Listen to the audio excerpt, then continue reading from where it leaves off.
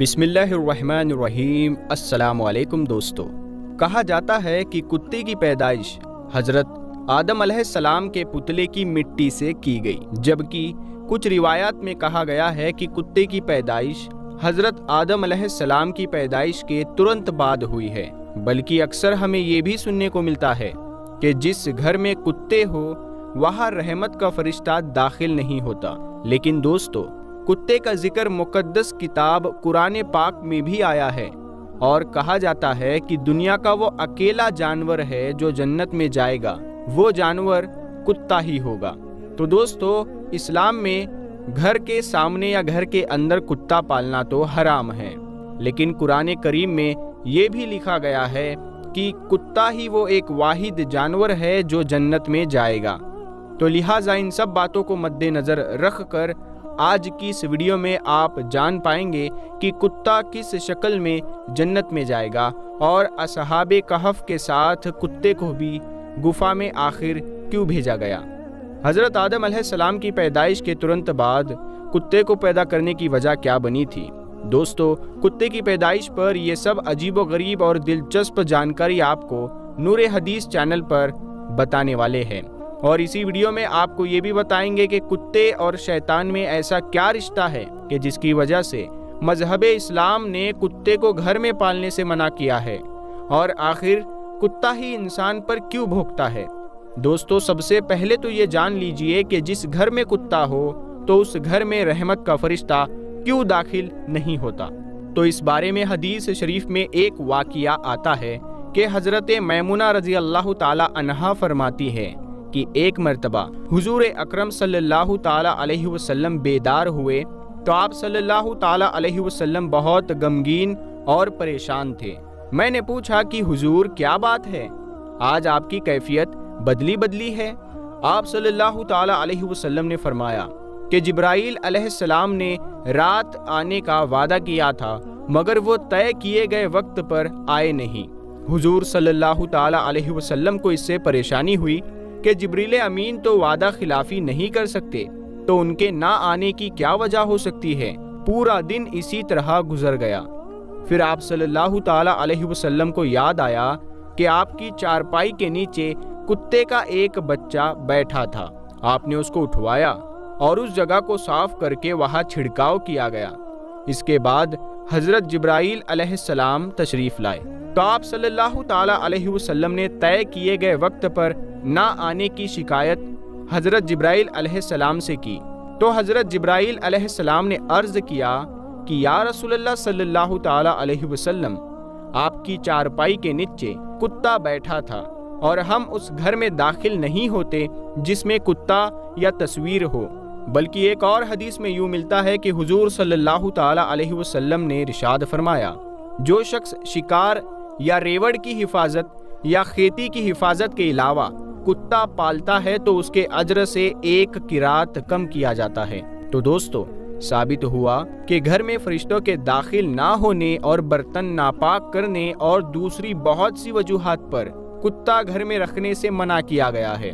جب گھر میں کتا پلا ہوا ہوتا ہے تو وہ گھر والوں کی بے خبری میں کھانے پینے کے برتن وغیرہ میں منہ ڈالتا رہتا ہے، اور ظاہر ہے گھر والے چونکہ بے خبر ہوتے ہیں، اسی لیے وہ ان برتنوں کو دھوئے مانجے بغیر ان میں کھاتے پیتے ہیں۔ لیکن مذہب اسلام نے صرف 3 صورتوں میں کتا رکھنے کی اجازت دی ہے، یعنی شکار، کھیتی باڑی یا جانوروں کے لیے کتا پالا جا سکتا ہے، یعنی جانوروں کی حفاظت کے لیے۔ تو دوستو، کتے کی پیدائش کے بارے میں یہ بھی جان لیجئے کہ مذہب کی پرانی کتابوں میں لکھا ہے کہ ابلیس یعنی شیطان ایک جن تھا، اور اللہ تعالیٰ نے اس کی عبادت کے باعث اسے فرشتوں میں شامل کر لیا تھا اور اسے ان کا سردار بنا دیا تھا۔ اس کے بعد اس کی ریاضت کا سلسلہ جاری رہا۔ اس کائنات کا کوئی ایسا چپا یا کوئی ایسا ٹکڑا نہیں تھا جس پر ابلیس نے سجدہ نہ کیا ہو۔ یہ ان سجدوں، ان ریاضتوں اور ان عبادت کا نتیجہ تھا کہ اللہ تعالیٰ نے ابلیس کو فرشتوں کا سردار بنایا۔ لیکن پھر شیطان غرور کا شکار ہو گیا۔ اس نے مٹی کے پتلے یعنی حضرت آدم علیہ السلام کو سجدہ کرنے سے انکار کر دیا۔ جب اللہ تعالیٰ نے آدم علیہ السلام کو مٹی سے بنایا تو سب کو کہا کہ ان کو سجدہ کیا جائے، لیکن ابلیس کے اندر ایک غرور تھا۔ اس نے کہا کہ میں آگ سے بنا ہوا ہوں اور یہ مٹی سے بنا ہے، میں اس کو کیوں سجدہ کروں؟ اس نے سجدہ کرنے سے انکار کر دیا اور یہاں سے ہی اچھائی اور برائی کی طاقتوں کے بیچ جنگ شروع ہو گئی۔ پرانے صحیفوں میں لکھا گیا ہے کہ جب شیطان کو حضرت آدم علیہ السلام کو سجدہ کرنے کا حکم دیا گیا تو اس نے حضرت آدم علیہ السلام پر حقارت سے تھوک دیا تھا۔ شیطان کا تھوک حضرت آدم علیہ السلام کے پیٹ پر گرا تھا اور اس کے بعد اللہ تعالیٰ نے حضرت جبرائیل علیہ السلام کو تھوک والی جگہ سے مٹی نکالنے کا حکم دے دیا تھا۔ حضرت جبرائیل علیہ السلام نے یہ مٹی نکالی تو حضرت آدم علیہ السلام کے پیٹ پر ایک چھوٹا سا سوراخ بن گیا۔ یہ سوراخ ناف کی شکل میں آج بھی ہمارے پیٹ پر موجود ہے۔ اللہ تعالیٰ نے اس ناف کی مٹی سے جس پر شیطان نے تھوکا تھا، اس سے کتے کو بنایا تھا۔ دوستو، کتے کی پیدائش کے بارے میں دوسری روایات یہ بھی ملتی ہے کہ جب حضرت آدم علیہ السلام اور حضرت اماں حوا سلام اللہ علیہا کو اللہ تبارک و تعالیٰ نے زمین پر بھیجا تو شیطان نے زمینی درندوں کو ورگلایا کہ وہ ان دونوں کو کھا جائے، تو تب اللہ تبارک و تعالیٰ نے کتے کو پیدا کیا، جس نے آدم علیہ السلام اور حضرت حوا سلام اللہ علیہا کی ان درندوں سے حفاظت فرمائی۔ یعنی کتے کی پیدائش حضرت آدم علیہ السلام کو زمین پر بھیجنے کے فوراً بعد اللہ تبارک و تعالیٰ نے فرمائی۔ دوستو، کتے میں 3 خصلتیں ہوتی ہیں۔ یہ انسان سے محبت کرتا ہے۔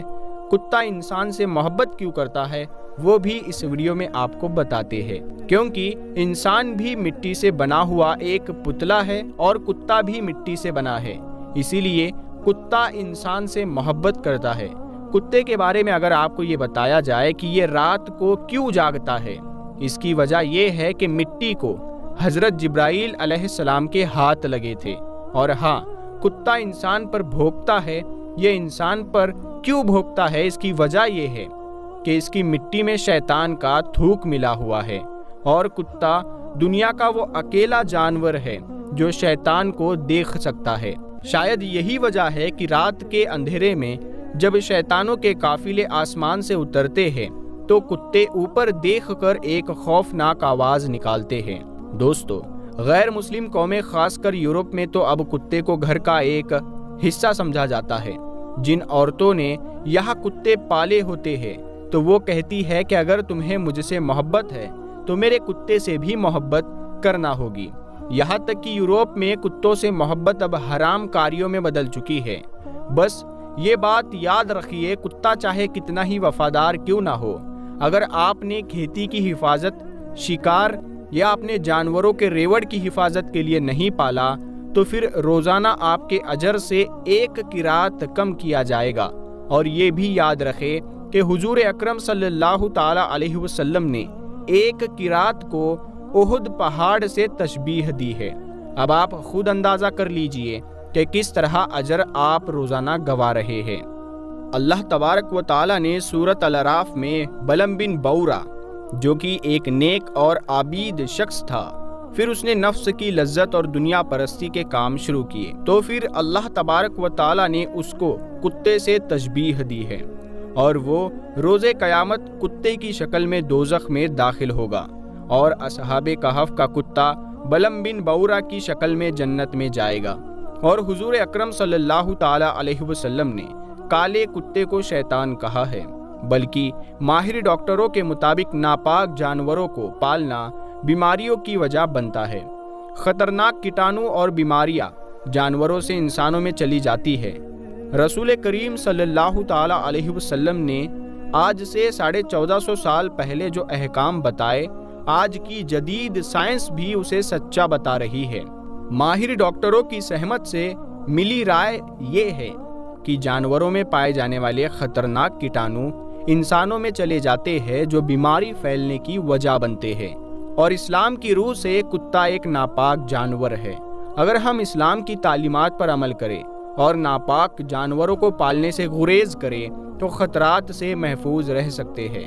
افسوسناک بات یہ ہے کہ آج کتوں، بلیوں اور دوسرے ناپاک جانوروں کو پالنے کا فیشن بن چکا ہے، बल्कि पालतू जानवरों को स्टेटस सिंबल समझा जाता है।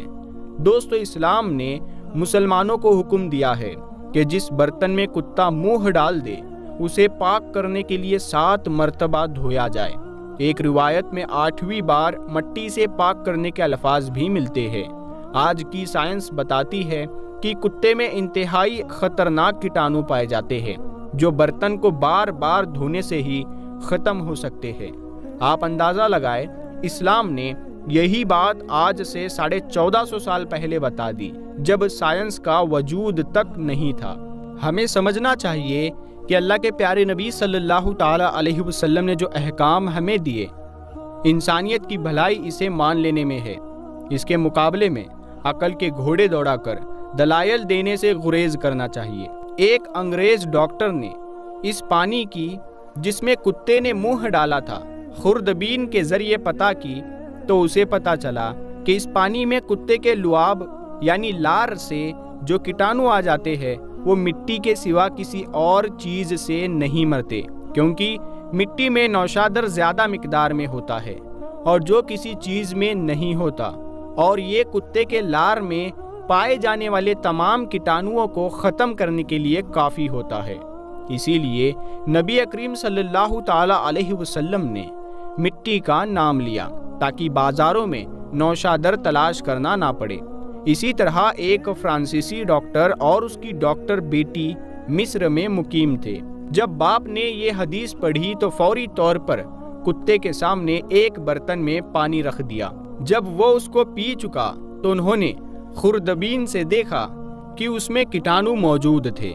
पानी गिराकर कई बार धोया गया मगर हर बार कीटाणु बर्तन में मौजूद थे। जब मट्टी से मांजा गया और फिर धोकर खुर्दबीन में चेक किया तो कीटाणु ना सिर्फ बिल्कुल खत्म हो गए थे बल्कि बर्तन भी पूरी तरह पाक व साफ हो गया था। इस पर दोनों बाप बेटी मुसलमान हो गए।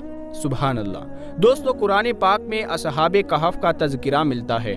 जहां उनके कुत्ते का जिक्र आया है वहां इमाम कुर्तुबी ने लिखा है कि इस शरीयत में कुत्ते पालने की इजाज़त होगी, इसीलिए उन्होंने कुत्ता साथ लिया होगा या किसी बकरियों की हिफाजत के लिए लिया था। और ऐसा होता रहता है कि मुख्तलिफ शरीयतों में फ़रोई अहकाम मुख्तलिफ दिए गए। बहरहाल असहाबे कहफ के वाक़िए से कुत्ते को पालने के जवाज़ पर इस्तिदलाल करना दुरुस्त ना होगा। इसी तरह मुफस्सिरीन इकराम ने जहाँ असहाबे कहफ का जिक्र किया है तो वहाँ इस बात की भी वजाहत फरमाई है कि असहाबे कहफ का कुत्ता सुलह के साथ रहा। उसकी बरकत से अल्लाह पाक ने कुरान मजीद में उसका जिक्र फरमा दिया। यह उस कुत्ते की जुज़वी फजीलत थी। असहाबे कहफ के कुत्ते से मुतलकन कुत्ते की फजीलत पर इस्तिदलाल करना दुरुस्त नहीं। दोस्तों, यह काबिल गौर बात यह है कि अल्लाह ताला और उसके रसूल करीम सल्लल्लाहु ताला अलैहि वसल्लम ने इंसानों के लिए जो अहकाम बनाए हैं वह हर लिहाज से इंसान के लिए मुफीद है। एक मुसलमान के लिए ये बात काफ़ी होनी चाहिए कि अल्लाह ताला ने इस काम से रुकने का हुक्म दिया है, क्योंकि एक मोमिन की शान ये है कि अल्लाह ताला के नबी सल्लल्लाहु ताला अलैहि वसल्लम ने जिस काम के करने का हुक्म दिया है वो करे और जिस काम से मना किया है उससे रुक जाए। उसका नाम इताअत है और अगर वो ना माने तो ये नाफरमानी कहलाता है। अगर हम अकल और महज शौक की बुनियाद पर वो काम करना शुरू कर देंगे जिससे मना किया गया है तो इसका नतीजा सिवाय नुकसान के कुछ नहीं होगा। अल्लाह तबारक व ताला से दुआ है कि अल्लाह ताला हमें हुजूर नबी करीम सल्लल्लाहु ताला अलैहि वसल्लम के बताए हुए तरीके के मुताबिक ज़िंदगी गुजारने की तौफीक अता फरमाए और अल्लाह ताला हमें पाक साफ रहने वाला बनाए और अल्लाह ताला हमें नापाकी और गंदगी से महफूज रखे। आमीन या रब्बुल आलमीन। प्यारे दोस्तों, हम मिलते हैं आपको फिर एक अगली वीडियो में। तब तक के लिए अस्सलामु अलैकुम। अल्लाह हाफिज़।